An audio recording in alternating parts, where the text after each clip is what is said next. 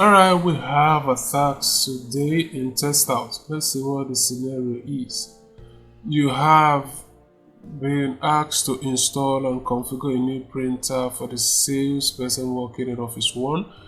The printer has been connected to the LPT2 port on the computer because the parallel port printers are not plug and play compatible, not automatically dictated by the operating system. You need to manually create a printer object for this printer. Alright, so this is printer related. It has to do with settings. So we right click on start menu, go to settings. While in settings, we click on Bluetooth and devices. While in Bluetooth and devices, we click on printers, and we have to manually add a device.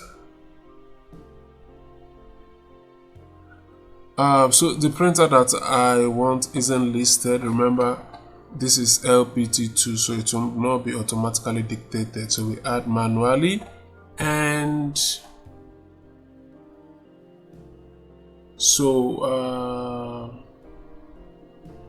we'll go to add a local printer or network printer setting. This one, click on this and click on next, and this is going to be LPT2. So we'll open this and scroll to LPT2 select, and we go to next. For this, the name is a Canon printer and is an inkjet E500 series. So click on it and we click on next, and the name of the printer is going to be sales. Yeah, let's just type in sales here, sales, and we click on next. We wait for the printer to be installed. Now it has been installed. We said do not share this printer, so we are not sharing. So do not share printer is selected already, so we don't need to do any other thing. We just click next. And are we setting this as default printer? Yep.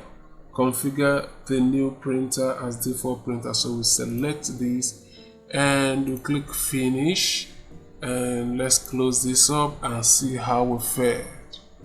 Everything is 100%, and this is another successful test out. If this video was helpful, remember to share so that others can benefit also.